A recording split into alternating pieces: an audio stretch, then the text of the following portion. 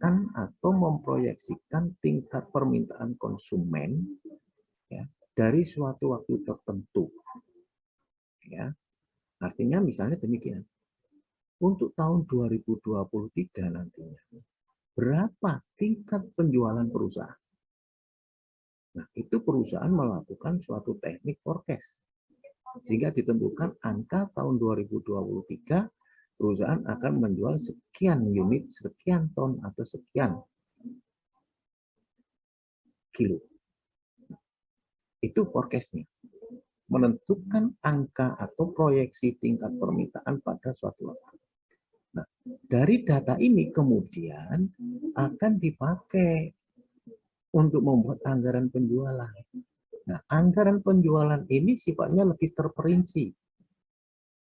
Ya, kalau tadi ditentukan di tahun 2023, secara total perusahaan akan menjual sekian unit, sekian ton, ya, dengan berbagai produk yang dihasilkan. Maka dari angka itu kemudian disusun anggaran penjualan untuk masing-masing daerah berapa, atau masing-masing wilayah berapa. Ya. Kemudian dibagi lagi secara terperinci setiap periode bulanan atau triwulan. Ataukah dengan masing-masing daerah mempunyai harga jual yang berbeda-beda, maka itulah yang dipakai dasar di dalam menyusun anggaran penjualan. Jadi dua hal ini berbeda. Ya, anggaran itu lebih terperinci dari angka yang dihasilkan melalui forecast. Bisa dipahami sampai di sini? Bisa, Pak. Oke. Nah, saya lanjutkan. Nah, bagaimana di dalam menyusun forecast supaya tadi kesalahan meramal itu bisa minim, kemudian meminimalisir daripada peramalan ya. Nah, pertama yang harus diperhatikan adalah ini tadi harus ada data yang dipakai karena tadi sudah dikatakan berbagai asumsi. Maka perusahaan harus tahu faktor-faktor secara internal maupun eksternal. Nah, di sini sudah dijelaskan bahwa pertama sifat produk yang dijual oleh perusahaan. Apakah produk yang dijual itu barang konsumsi atau barang industri? Yang kedua, apakah sifat produk ini tahan lama atau tidak? Ini sangat menentukan sekali. Kemudian, kalau sudah melihat sifat produk ini tadi, maka kita perhatikan, karena tiap produk yang dijual itu tidak sama saluran distribusinya. Misalnya, barang-barang itu adalah barang-barang untuk keperluan industri. Maka saluran distribusinya lebih pendek daripada untuk barang konsumsi. Nah, dengan lebih pendek ini kan membutuhkan waktu. Nah, harus diperhatikan juga, produk ini tahan dengan cuaca atau tidak, mudah rusak atau tidak. Nah, itulah data-data yang dipakai, yang dipertimbangkan di dalam menyusun forecast. Nah, itu tujuannya adalah untuk mengantisipasi kondisi ketidakpastian yang akan terjadi.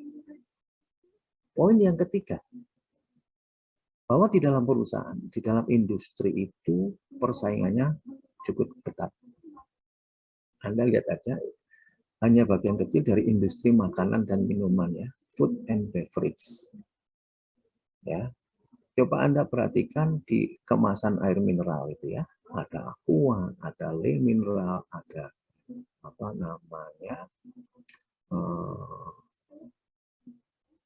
Aquates ataupun jenisnya macam-macam. Itu perusahaan yang berbeda-beda. Di dalam industri makanan sudah berkompetisi. Nah, sekarang perusahaan itu pada posisi di mana? Market share-nya dibanding dengan perusahaan pesaingnya. Ya. Nah, tujuannya apa?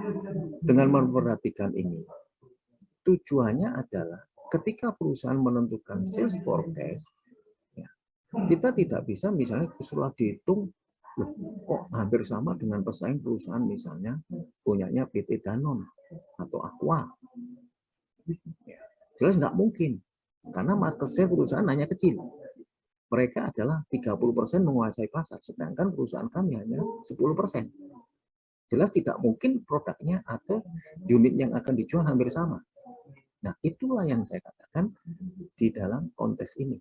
Perlu diperhatikan. Kemudian kondisi tingkat persaingan yang ada, baik di dalam industri yang sama, ya, industri makanan, atau industri yang lain. Dan yang terakhir, data historis yang tersedia. Nah, kalau perusahaan itu sudah lama berdiri, dan sudah ada data-data penjualan, ini akan lebih memudahkan. Lebih memudahkan perusahaan. Ini juga menjadi sebuah pertimbangan. Ya, ini yang dipakai nanti sebagai analisis tren data historis. Nah, dengan demikian, dengan pertimbangan-pertimbangan faktor-faktor ini, maka nanti setelah tersusun six pocket akan dipakai kebijakan di dalam produksinya. Oh, penjualan perusahaan tahun depan menurun. Ya, maka perusahaan tidak perlu membeli bahan baku sebanyak mungkin. Tidak perlu membuat produksi misalnya ya sejumlah sekian. Nah, persediaan barang jadi yang dimiliki sekarang bagaimana? Ini menyangkut kebijakan-kebijakan semua. Ya, sehingga tidak terjadi overproduksi, tidak terjadi keterlambatan bahan mentah, tidak terjadi kekurangan bahan mentah, ya, tidak terjadi kelebihan bahan mentah, dan lain sebagainya. Tidak terjadi keterlambatan produksi. Itu tujuannya semuanya itu. Ya. Maka tekniknya bagaimana? Nah, di sini ada dua teknik. Forecasting itu bisa dilakukan didasarkan pendapat atau judgment method. Ya. Misalnya dari para salesman, ya, orang marketing, ini yang persis tahu kondisi di lapangan, kondisi demografi penduduk, kondisi perubahan konsumen, kondisi tingkat pendapatan konsumen di masing-masing daerah. Nah, data-data yang mereka miliki, yang mereka ketahui dipakai untuk menentukan forecast di periode atau waktu di masa yang akan datang. Bisa juga melalui manajer cabang di masing-masing wilayah. Yang ketiga bisa menggunakan para ahli terlibat di sini. Kenapa? Biasanya para ahli dipakai di dalam menentukan kebijakan secara makro. Ya. Nah, yang keempat biasanya perusahaan bisa melakukan survei konsumen. Ya, biasanya menggunakan mengedarkan kuesioner, ya, apakah pembeli masih minat dengan produk ini atau mungkin kemasannya kurang, ya, atau mungkin dari sisi harga dibanding pesaing yang lain masih lebih mahal atau lebih murah. Nah, dari survei inilah yang dipakai perusahaan untuk menentukan forecast di masa yang datang. Ini secara judgment method. Nah, maka di dalam semester ini saya tidak akan membahas ini karena ini butuh waktu yang panjang dan butuh praktek. Ini tidak mungkin dilakukan. Ya. Yang paling mudah dilakukan adalah teknik secara statistik. Nah, ini sangat mudah sekali nanti kalau Anda sudah masuk ke sana akan mudah. Ya. Lebih sulit matematika daripada kita belajar ini. Ya. Karena semua sudah ada rumusnya, tinggal masukkan dan sebagainya. Nah, satu semester ini kita akan membahas ini sampai pada anggaran penjualan, ya, yang terkait dengan forecast ini. Ya. Dari forecast ini nanti dipakai untuk anggaran penjualan, dipakai untuk anggaran produksi, dipakai untuk anggaran tenaga kerja, penuntut dan sebagainya. Jadi data awal forecast itu harus benar. Maka secara statistik nanti akan dijelaskan tentang analisis tren, analisis pertumbuhan. Untuk regresi korelasi tidak saya berikan, ya, perlu bagi saya.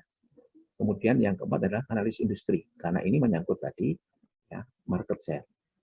Ya, di awal tadi sudah disebutkan besaran relatif perusahaan dibanding para pesaingnya.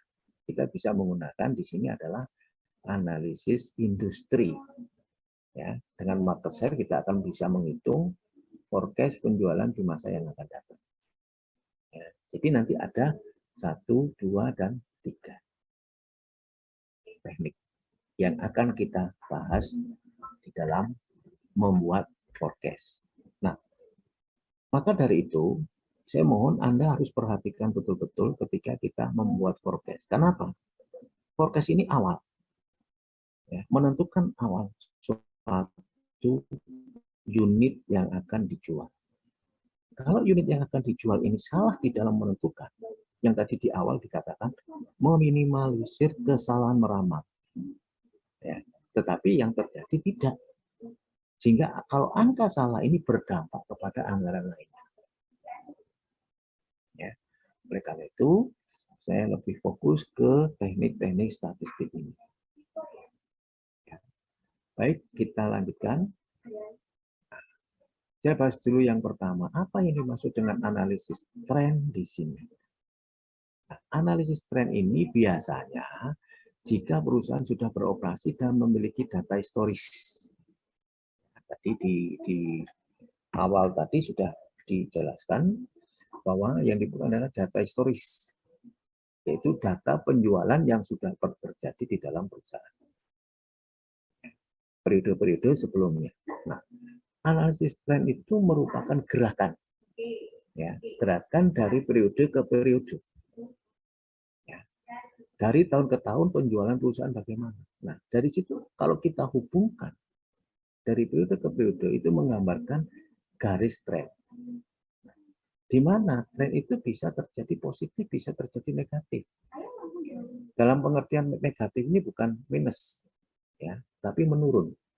Misalnya, tahun 2020, 2019 misalnya, penjualannya adalah 100.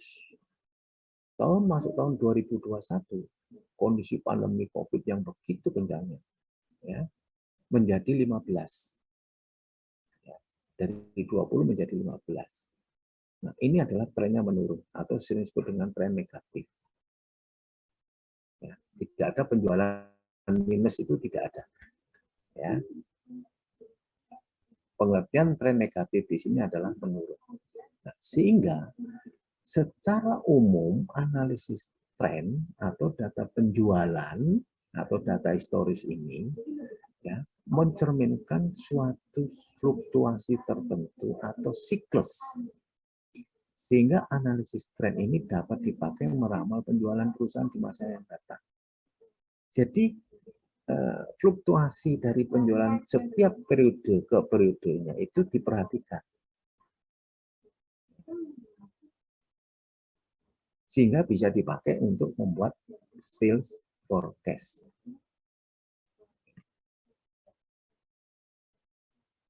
Oke ya. Nah, kemudian sekarang tekniknya secara sendiri bagaimana dengan menggunakan analisis tren ini? Nah, di sini nanti saya akan menjelaskan 3 metode, yaitu metode setengah rata-rata, metode momen, dan metode least square. Ya, saya ulangi, nanti di dalam membuat garis tren, kita menggunakan metode setengah rata-rata, metode momen, dan metode least square. Untuk membuat persamaan garis tren. Kira-kira di sini ada pertanyaan sebelum saya lanjutkan?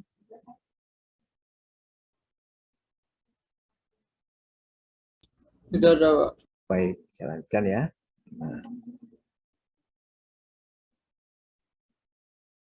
Nah, ini. Kalau kita gambarkan tadi sudah saya sebutkan, tren itu menunjukkan perubahan atau fluktuasi dari periode ke periode. Ya, kalau kita tarik di sini, ya garis vertikal, sumbu vertikal ini menggambarkan angka penjualannya, sumbu horizontal menunjukkan periode tahun. Jadi kalau setiap tahun kalau kita tarik garis, kita hubungkan satu persatu, ya bisa berfluktuasi, bisa positif, bisa negatif. Nah, sehingga di dalam membuat persamaan atau gambar ini itu adalah menggunakan persamaan garis tren ini. Y sama dengan A plus B kalikan X. Ini adalah untuk membuat persamaan garis tren. Nah, untuk bisa membuat persamaan garis tren dengan ini, bagaimana? Maka ini tadi yang sudah saya sebutkan, kita akan belajar 3 metode dulu, yaitu metode setengah rata-rata, metode momen, dan metode least square. Anda perhatikan di sini, karena ini adalah garis tren, semua persamaannya sama, metode apapun sama di sini. Ya, sama di sini. Hanya berbeda di sini, coba perhatikan yang saya beri tanda panah ini, proses. Ya, proses untuk membuat garis trennya ini berbeda. Karena di sini ada A, ada B, ada A, ada D, ada X. Nah, untuk mengisi angka notasi di sini, ini berbeda-beda di masing-masing. Maka Anda harus perhatikan formula-formula yang ada. Ya, antara least square, momen, dan setengah rata-rata. Berbeda di sini. Maka harus betul-betul Anda cermati, misalnya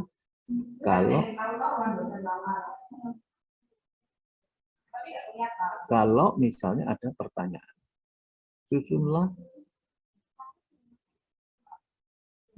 forecast penjualan dengan metode X, misalnya least square. Maka harus perhatikan ini. Anda tidak bisa menggunakan ini. Gitu.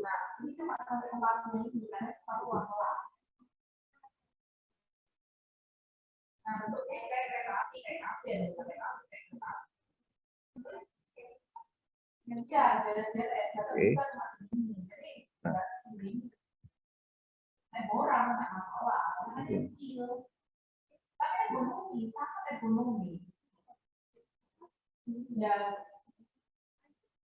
Kalau kita ya bisa muat banyak, tapi nggak sangat banyak. Ya cukuplah. Baik ya, saya ulangi. Jadi di sini kita akan coba jelaskan kembali. Jadi 3 metode tadi harus Anda perhatikan masing-masing, ya, masing-masing, ya, yaitu antara metode satu dengan metode yang lain itu tidak sama. Ya. Nah, di sini akan saya jelaskan dulu metode least square. Bisa nampak? Oke. Nah, jadi metode least square tadi, ya, itu di sini tertulis sigma X sama dengan 0. Kalau metode momen tidak ada. Ya kan? Metode setengah rata-rata tidak ada. Saya mulai dari bawah dulu. Metode least square. Itu yang paling mudah. Nah, di dalam metode least square, kenapa ada sigma X sama dengan 0?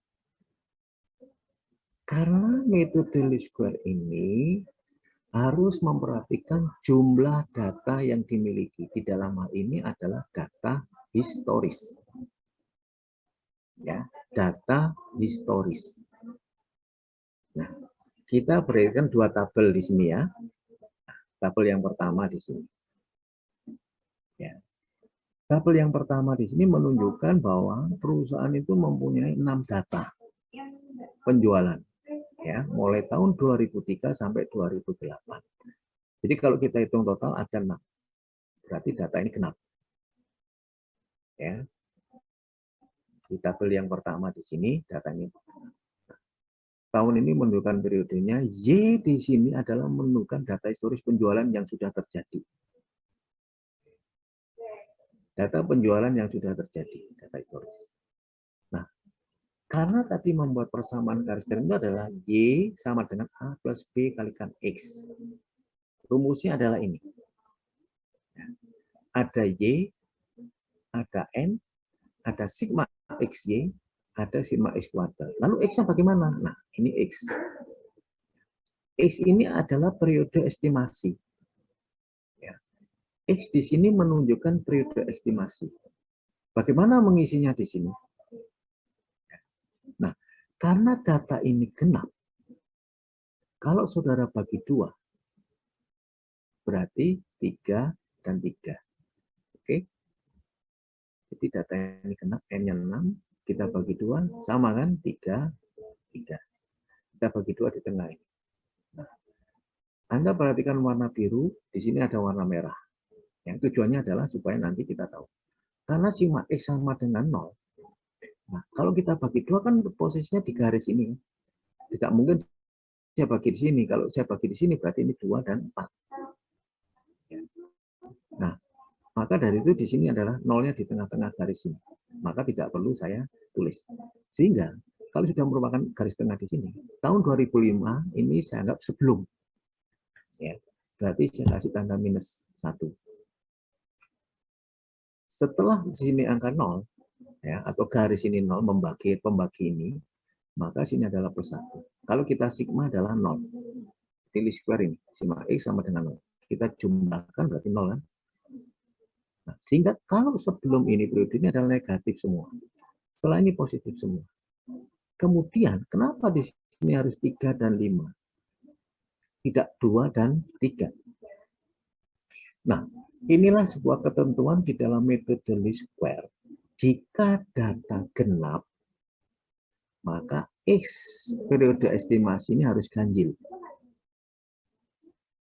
Paham?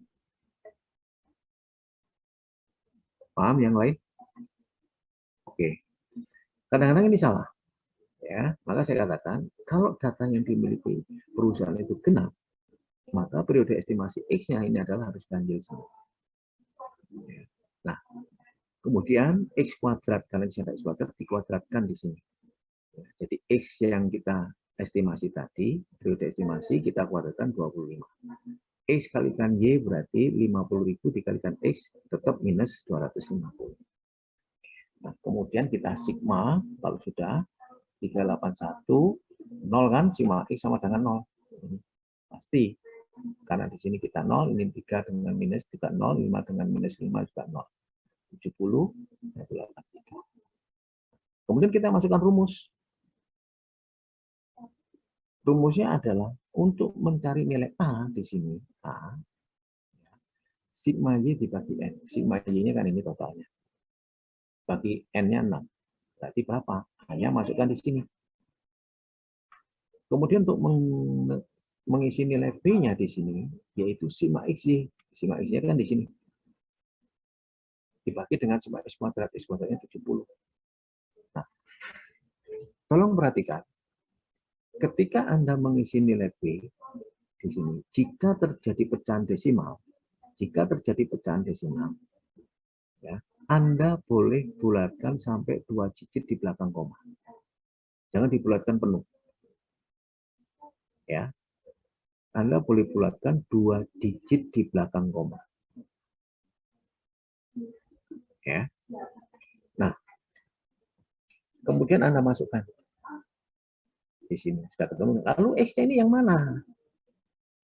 Y sama dengan A plus BX. Nah, pertanyaannya sekarang, berapa penjualan di tahun 2009? Nah, Anda punya data sampai 2008. Berarti Y aksen di sini adalah menunjukkan penjualan di tahun 2009. Ya. Berarti sudah menghitung A-nya, ya. Kemudian sudah menghitung B. X-nya Anda perhatikan di sini. Kalau 2008 itu 5, X periode estimasi, maka 2009 berapa? 7. Ya. Nah, masukkan di sini 7. Sudah akan ketemu Y penjualan di tahun 2009. Nah, di sini Anda boleh bulatkan penuh. Ya. Jadi kan ada 2 angka di belakang koma. Kemudian setelah Anda hitung, masukkan nilai X-nya, maka Anda boleh lakukan penjualan penuh, pembulatan penuh. Nah, ini untuk data genap. Sekarang kalau data ganjil di sini, kita cuma punya 5. Ini sama. Hanya di sini kita lihat, kalau Anda bagi 2, tidak mungkin 3 dan 2. Maka yang tahun 2006 ini saya anggap sebagai indeks 0. Supaya sama di sini pembagian. Berarti ini 0. Jelas. Kalau ini kan tadi di garis ini ya. Nah, kalau data ini ganjil, data historis yang ganjil ini, ya, kita masukkan periode estimasi, maka di sini harus urut. Perhatikan ya, berbeda dengan di sini kan. Kalau di sini data genap, di sini data ganjil, maka urut min 1, min 2, dan seterusnya.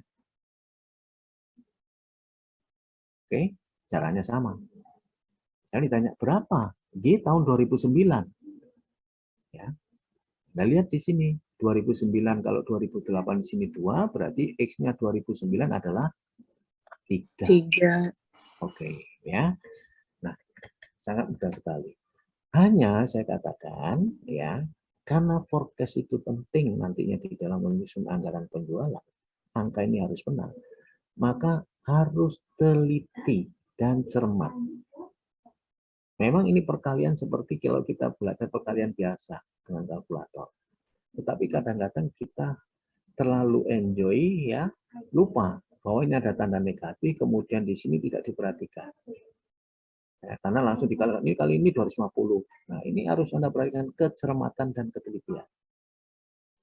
Juga ini, ya, itu yang sering terjadi kesalahan. Ya, Anda bisa mengaplikasikan, tetapi ketika tidak teliti dan cermat, angka ini akan salah. Oke ya, ini least square mudah sekali.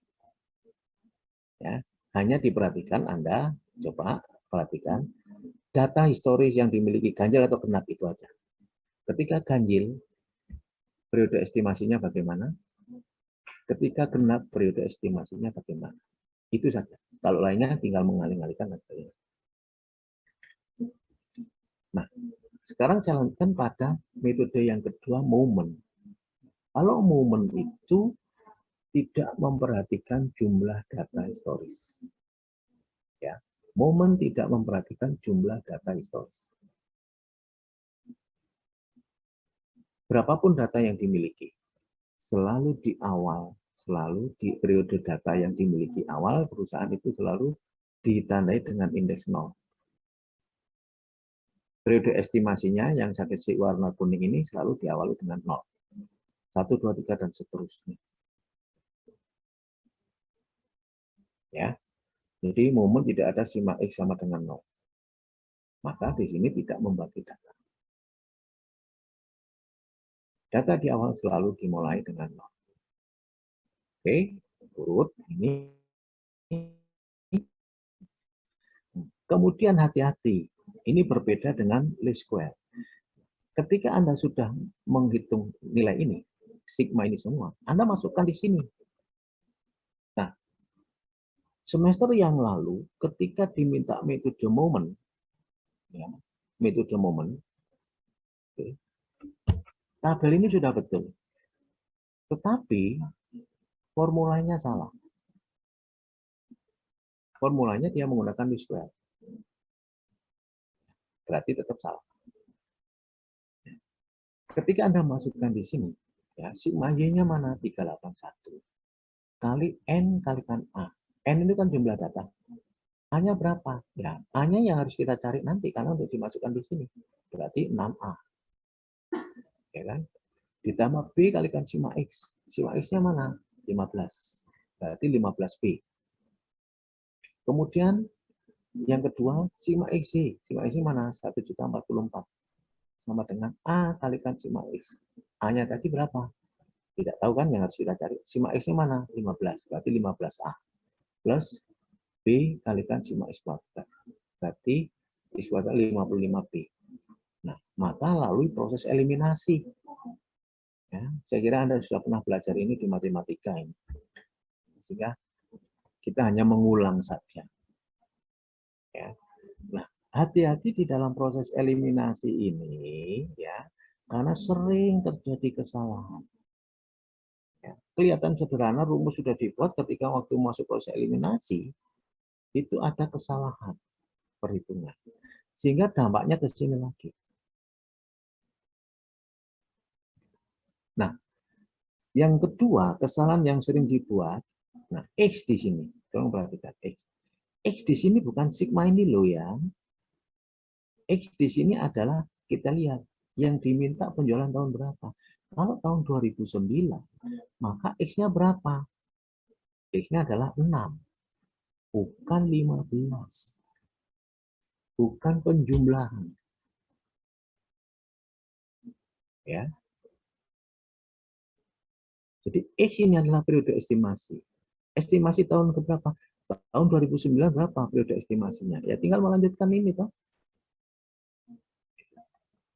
Nah, sekarang kalau misalnya berapa penjualan di tahun 2010? Ya. Ini kan sampai tahun 2008 kan? Ya kan? Anda diminta untuk menentukan tahun 2010. Apakah harus Anda cari 2009? Tidak perlu. Ya. Data ini Anda hitung. Setelah ketemu, masukkan AB. Nah, X-nya di sini harus Anda sesuaikan dengan periode estimasi yang diminta perusahaan. Misalnya 2010. Kalau 2009-nya 6, berarti 2010-nya 7. Tinggal masukkan di sini angka 7. Jadi tidak Anda perlu menghitung 2009 dulu, ketemu, baru cari 2010. Anda tidak perlu. Jadi yang dirubah adalah periode estimasi di sini, mengikuti yang di sini. Sampai di sini ada pertanyaan untuk metode momen?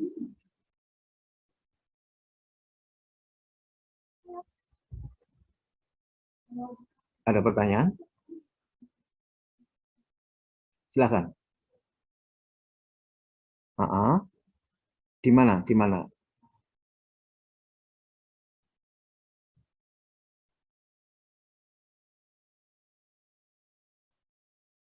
X ini.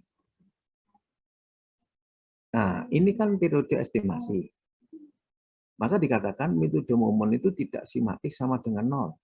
Jadi di sini jelas ini tidak membedakan jumlah data apakah ganjil atau genap. Sehingga data periode yang dimiliki, data historis itu selalu diawali, misalnya saya punya tahun 2003 sampai 2008, selalu diawali 0. Setelah 0, 1, 2, 3, 4, 5.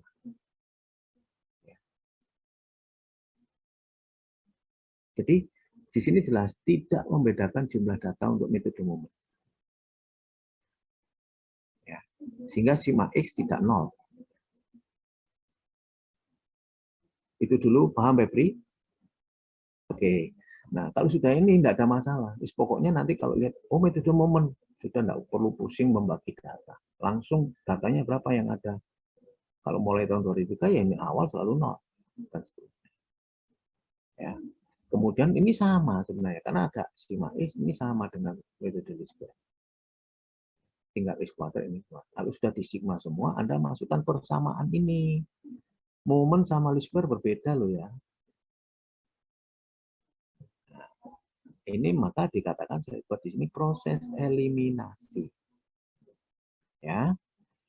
Mungkin matematika sudah pernah Anda pelajari ini proses eliminasi ini. Ya, salah satu dibuang dulu untuk cari A-nya atau B-nya. Kalau sudah ketemu, dimasukkan lagi rumusnya. Dengan pasti akan ketemu B, nanti Anda masukkan di sini. Di sini. Gitu. Untuk X-nya, sekali lagi, ini kan X periode estimasi. Nah, ini Anda harus perhatikan Y yang diminta. Misalnya Y 2010. Padahal data Anda sampai 2008. Apakah Anda harus menghitung 2009 dulu? Seperti ini caranya? Tidak perlu.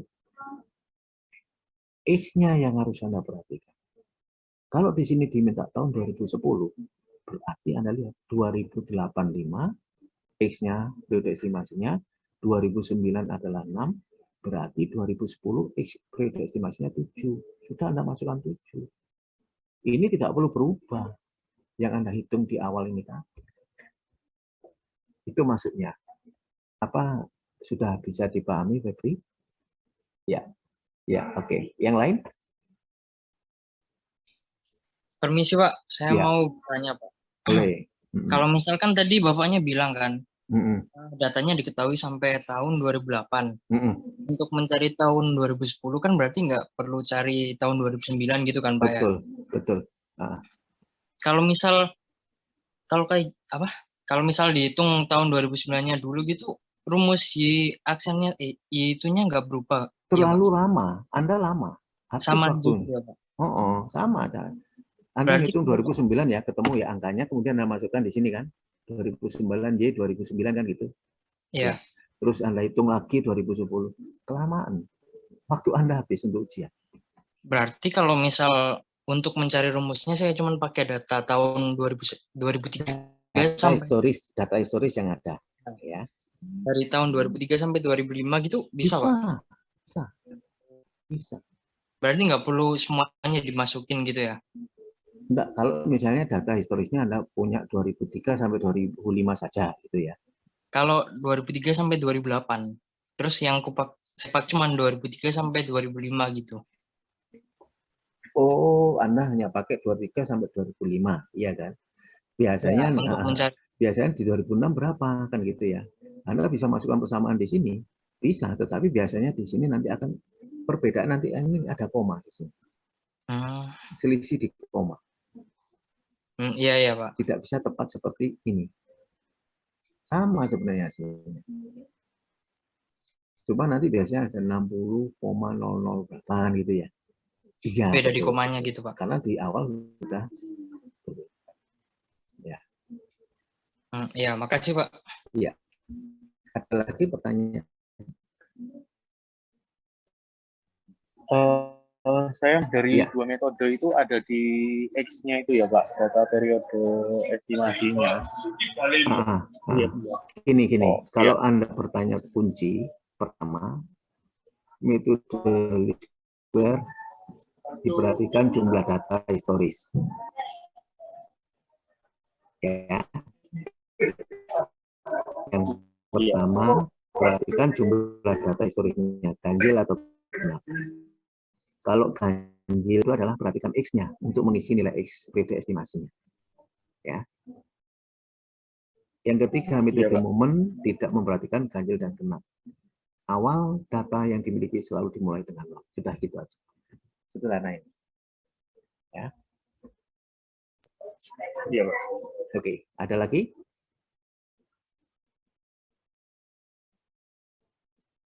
Ada lagi yang ingin disampaikan? Nah, kalau tidak ada, untuk metode setengah rata-rata, itu adalah kombinasi. Saya jelaskan pada pertemuan minggu yang akan datang. Karena Anda harus belajar dulu memahami dua metode ini.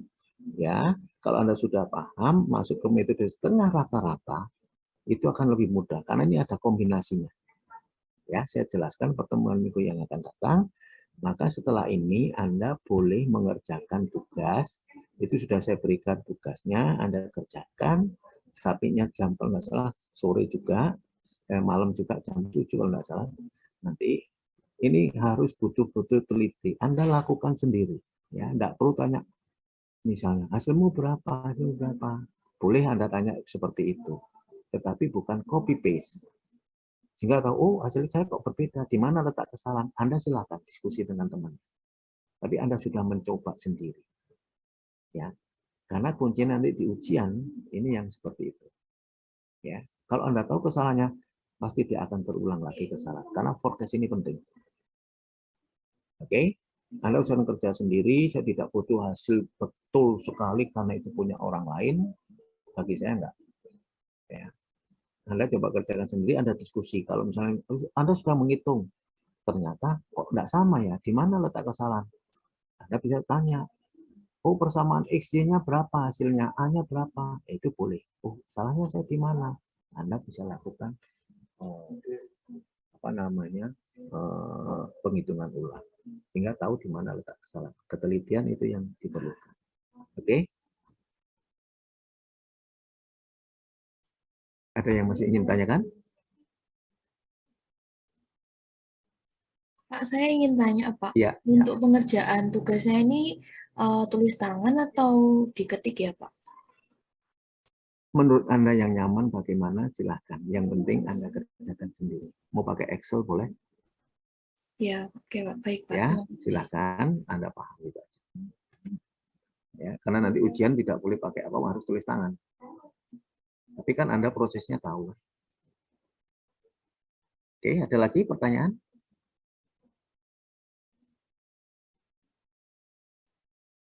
Kalau tidak ada pertanyaan, jadi Anda nanti langsung masuk. Oh ya, ada satu yang ingin saya sampaikan. Minggu yang lalu saya sampaikan bahwa perkuliahan daring itu kan minggu pertama sampai keempat. Nah, kami sudah konfirmasi kembali untuk menegaskan apakah betul. Ternyata untuk mata kuliah yang daring, yang luring, ya, itu hanya semester 2 dan 4. Jadi untuk mata kuliah penganggaran sampai UAS tetap daring, tidak ada luring. Ya, jadi saya ulangi. Jadi minggu yang lalu kan saya sampaikan bahwa pada waktu rapat minggu pertama sampai keempat adalah daring, minggu kelima baru luring. Kemarin saya tegaskan kembali kepada jurusan, mekanismenya itu ternyata yang luring itu hanya semester 2 dan 4. Ya. Tapi tidak semuanya kayaknya, tidak semuanya. Tetapi untuk mata kuliah penganggaran itu akan daring sampai UAS. Oke. Jadi kalau ada teman-teman yang tanya, silakan disampaikan informasi. Masih ada yang ingin ditanyakan? Ya, ada? Masih ada?